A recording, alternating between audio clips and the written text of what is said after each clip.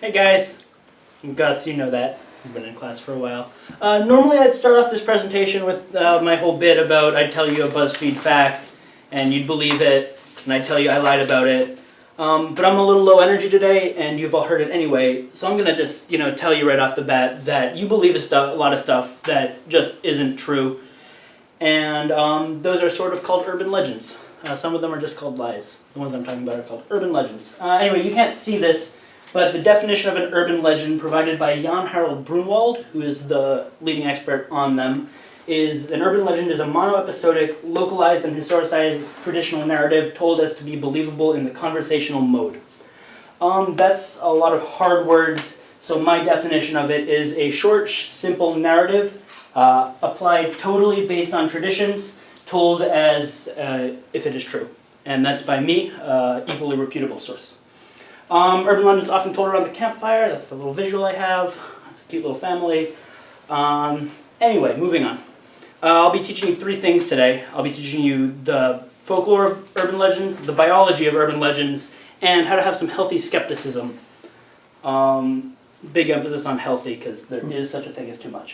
So I called this, I realized the purple's a little hard to see, but it's called Hooking Up and Getting Hooked. It's sort of dependent on you being able to read this, but whatever. Anyway, there's an urban legend. Show of hands, who's heard of the Hookman?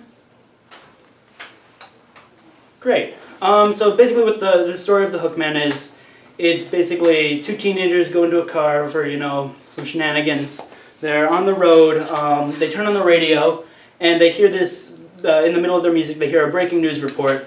This criminal has escaped jail, it varies what he does, murder, rape, robbery, some combination of the three, and he is loose and he has a hook for the hand.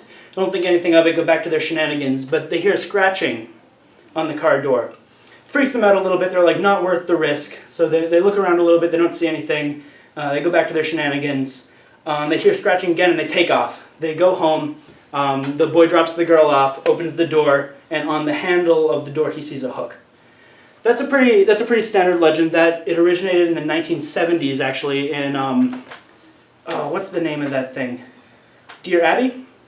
Somebody wrote this story into Dear Abby, and that's pretty agreed upon as the origin of this legend, which is very cool.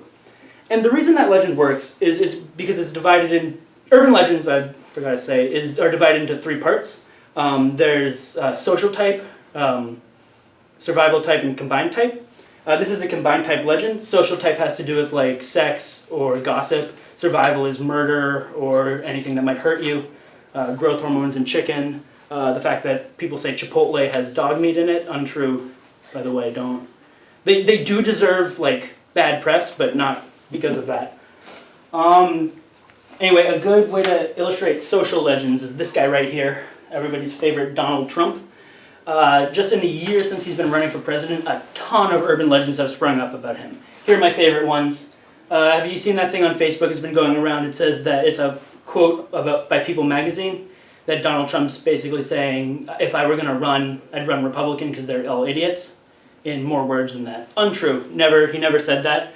But people spread it around and people believe it because why it sounds like something he'd say. He's a crazy person.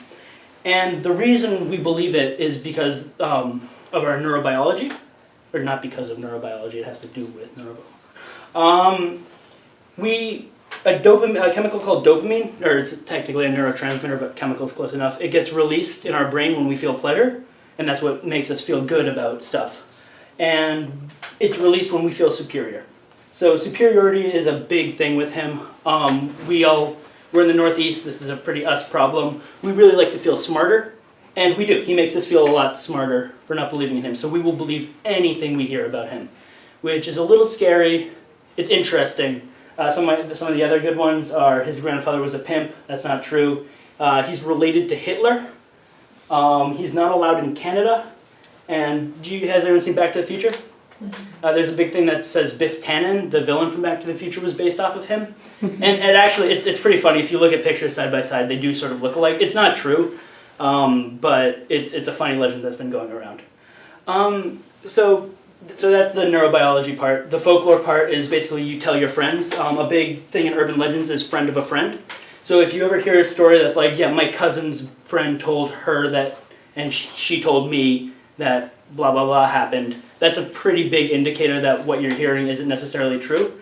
And the reason that's effective is because it creates a personal connection without actually creating a personal connection, because you associate cousin and friend with believable, because why would your cousin lie to you? But that doesn't mean anything. And often when we tell stories, we lie a little bit. Avi can tell you about that.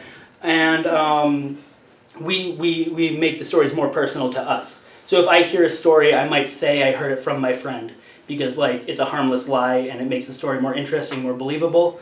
It's actually a big factor in spreading them. The other thing about urban legends are, wow, I forgot what I was going to say.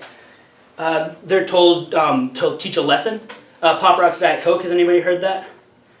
There's a big thing, especially when I was growing up. If you eat Pop Rocks and drink Diet Coke at the same time, you die. I did that. That was the first thing I did for this project. I tried them both. It's actually the only money I spent for the project. $3.36.